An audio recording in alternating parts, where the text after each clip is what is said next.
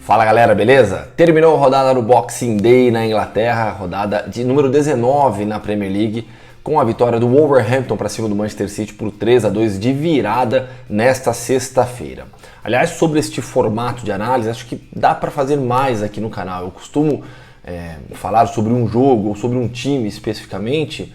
Acho que a ideia de analisar a rodada do campeonato, acho que vale também. Vocês colocam aqui nos comentários se vocês acham legal, se vale a pena mesmo, se preferem análises mais profundas de alguns times ou uma passada geral assim sobre o campeonato depois de uma rodada. Vamos lá então. Bom, como eu disse, a rodada terminou com a vitória espetacular do Wolverhampton sobre o Manchester City por 3-2 de virada. Jogo marcado pela expulsão do Ederson logo no início da partida, o que determinou muitos acontecimentos de todo o jogo. Com boa participação do VAR também, interferência direta do VAR, interferência positiva na marcação do pênalti e na decisão de mandar o pênalti voltar também na primeira cobrança, depois da primeira cobrança do Sterling. O City abriu 2-0 de vantagem, mas o Wolverhampton teve mais iniciativa do início ao fim, muito, como eu disse, por conta da expulsão do Ederson. Guardiola, no intervalo, ele muda o time, coloca um terceiro zagueiro, o Eric Garcia, muda o jeito de jogar do Manchester City, acerta dando liberdade de movimentação para o De Bruyne e para o Bernardo, mas para mim o Guardiola não foi tão bem assim na substituição do De Bruyne. De Bruyne vinha sendo o principal jogador do City, conseguindo dar a bola, distribuir a bola, na assistência, por exemplo, para o segundo gol do Sterling. Enfim, vitória do Wolverhampton, do ótimo Nuno Espírito Santo, time muito bem organizado, que ocupa a quinta colocação na tabela até agora com 30 pontos em 19 jogos. Manchester City, 38 pontos, permanece a 14 do Liverpool. Um dado histórico que eu tenho falado bastante. Nunca um time 14 pontos atrás de outro na Premier League foi campeão. Seria algo absolutamente inédito, mas não acho que isso vai acontecer não. Nos jogos de quinta-feira do Boxing Day mesmo, do dia 26.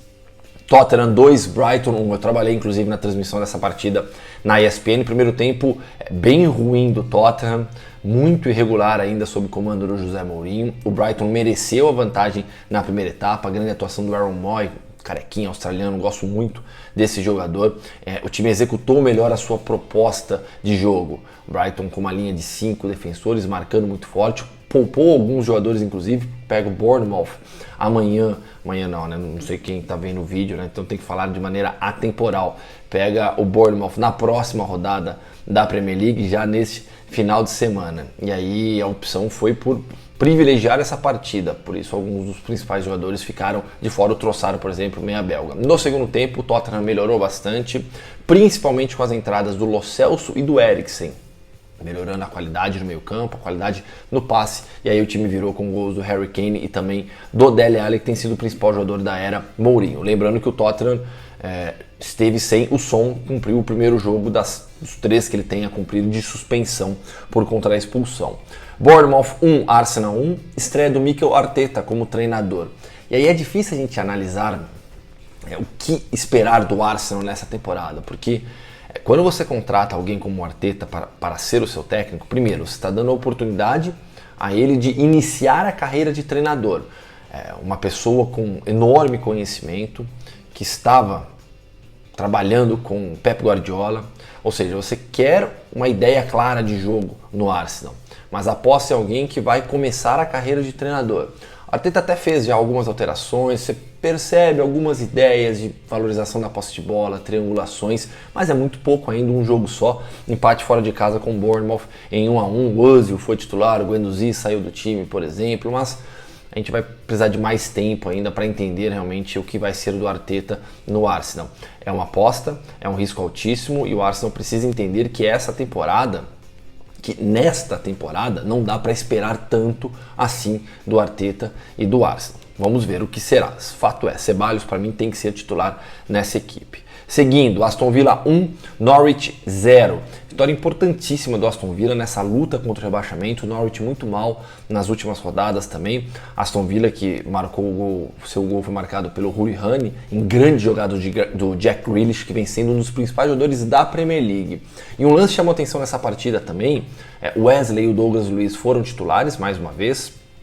E o Douglas, ele salvou um gol do Norwich em cima da linha. E aí o perfil do Aston Villa no Twitter publicou esse vídeo só do lance do Douglas parabenizando o brasileiro, falando que não é só de gols que vive o futebol. Enfim, Aston Villa 1, Norwich 0, vitória realmente importante do Aston Villa, que ainda está na zona de rebaixamento, é o antepenúltimo colocado, mas segue nessa luta e tem time para permanecer na primeira divisão inglesa, na Premier League. Seguindo, Chelsea 0, Southampton 2.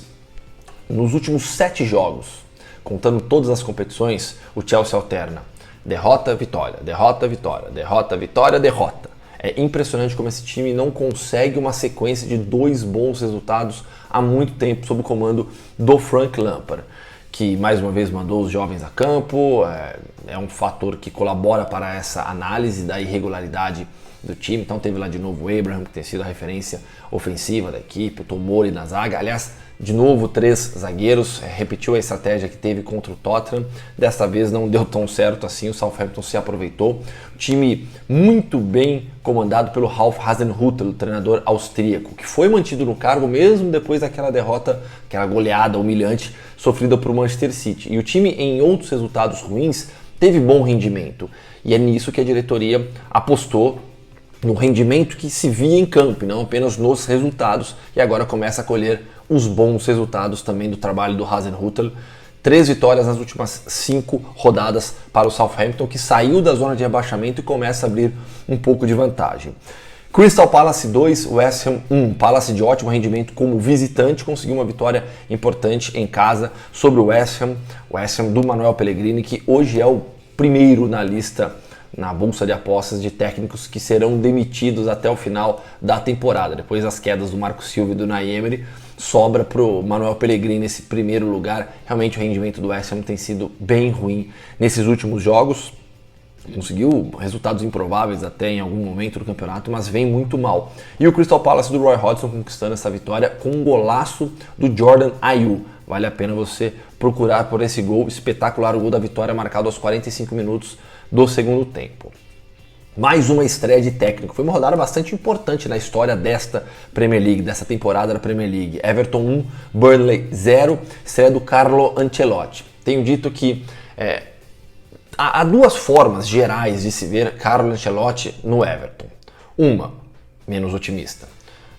O técnico italiano dá um passo atrás na carreira, assume um clube menor na comparação com todos que ele já comandou. Outra visão.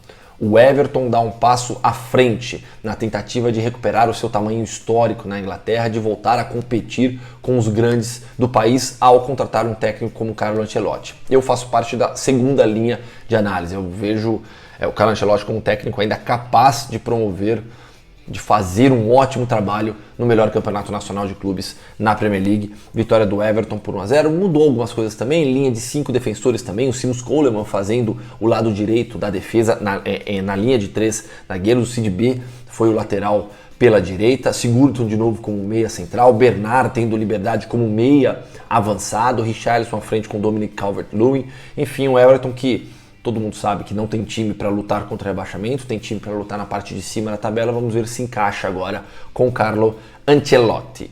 Sheffield United 1, Watford 1. A principal surpresa da temporada até aqui tem sido o Sheffield United. Impressionante o trabalho da equipe, 7ª colocada até agora, time que acabou de retornar da 2ª divisão para a 1ª divisão contra um Watford que demonstra melhora sob o comando do Nigel Pearson, novo técnico, 3º técnico do Watford na temporada. O time é o penúltimo na tabela, deixou a lanterna para o Norwich, que tem 12 pontos, o Watford tem 13 pontos nas últimas 2 rodadas, 4 pontos somados, já tinha vencido o United e agora ficou nesse empate em 1-1 com o Sheffield United fora de casa. Fechando já, próximos do fim aqui, Manchester United 4, Newcastle 1. Gosto muito da opção do Solskjaer de montar o ataque com Greenwood, Rashford e o Martial sendo a referência. O Manchester United, outro time que apresenta muita irregularidade no campeonato, sofreu muito nas últimas semanas com lesões. O trabalho do Solskjaer ele é bastante contestável ainda, falta, na minha opinião, uma identidade de futebol para o Manchester. Qual é o futebol que joga o Manchester United? O que quer esse time? É difícil ainda definir qual é a proposta, a filosofia de jogo do Manchester United com o Ole Gunnar Solskjaer, mas é necessário também ressaltar que nas últimas semanas o time sofreu muito com lesões, com desfalques, e agora os principais jogadores vêm sendo recuperados. Pogba, por exemplo, já tinha jogado, entrou no intervalo também. O Martial nessas últimas semanas foi um retorno importante para você deslocar o Rashford pelos lados do campo. Eu acho que o Rashford rende mais, eu gosto mais do Rashford fazendo o lado esquerdo, cortando para dentro. Ele não é um ponta, ele é um atacante de lado que corta para dentro. Eu gosto mais dele funcionando dessa maneira. O Andreas Pereira teve boa atuação também como meio avançado nessa goleada sobre o Newcastle por 4-1. Curiosidade estatística: o gol do Newcastle foi marcado pelo Longstaff. Ele tem um garoto de 19 anos só, ele tem 2 gols na carreira, os 2 contra o United ele tinha feito na vitória por 1-0 do Newcastle no turno. Por fim, para fecharmos a análise então da 19ª rodada, o Liverpool amassou o Leicester. 4-0, resultado impressionante pela forma como atuou o Liverpool. Não permitiu que o Leicester desse uma única finalização certa no gol, foram apenas 3 do Leicester, todas erradas, e 2 resultados que dão um banho de água gelada na equipe do Brendan Rodgers. Essa derrota por 4-0 para o Liverpool e a derrota na rodada anterior para o Manchester City. A forma como o Leicester perdeu para os seus 2 principais adversários no topo da tabela diz muito sobre a força dessas equipes. É que o City segue tropeçando, segue acumulando resultados ruins também. A gente falou já, derrota para o Wolverhampton nessa rodada. Aliás, o Wolverhampton venceu o City 2 vezes no campeonato, já tinha vencido no turno também por 2-0 jogando em Manchester. Mas briga pelo título hoje não existe. O Liverpool com sobras é o melhor time do campeonato. Tem uma única derrota na Premier League desde a temporada passada, aquela derrota para o Manchester City. Segue invicto e não é um absurdo começarmos a falar em título invicto. Título parece bastante provável.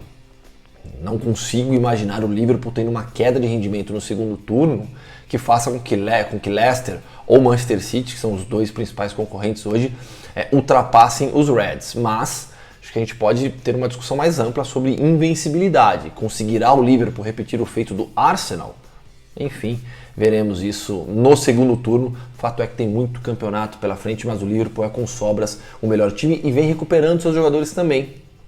A gente imaginava um dezembro muito complicado para o Liverpool por conta da sequência de jogos, acúmulo de competições, viagens, muito desgaste, jogadores machucados, desfalques, mas dezembro está se aproximando do fim e o Liverpool ampliou a vantagem sobre seus rivais e vai aos poucos recuperando seus principais atletas também. O Wijnaldum, por exemplo, já foi titular nessa goleada sobre o Leicester por 4-0. Precisa agora recuperar de novo o Fabinho, que no mês que vem já estará à disposição, Lovren e Matip para ter o time inteiro à disposição. Lembrando que o Minamino, o jogador japonês, meio atacante japonês que veio do Red Bull Salzburg, estará à disposição do Jürgen Klopp a partir de janeiro também. O Liverpool é com sobras o melhor time da Premier League nessa temporada. Enfim, galera, é isso. Uma análise da rodada de Boxing Day na Inglaterra. Lembrando que a 20ª rodada já acontece neste final de semana. Calendário absurdo sempre no final da Premier League. Algo que os técnicos, principalmente estrangeiros do campeonato inglês, vêm contestando bastante. Valeu, galera. Obrigado, grande abraço. Curtam o vídeo, se inscrevam no canal e a gente se fala.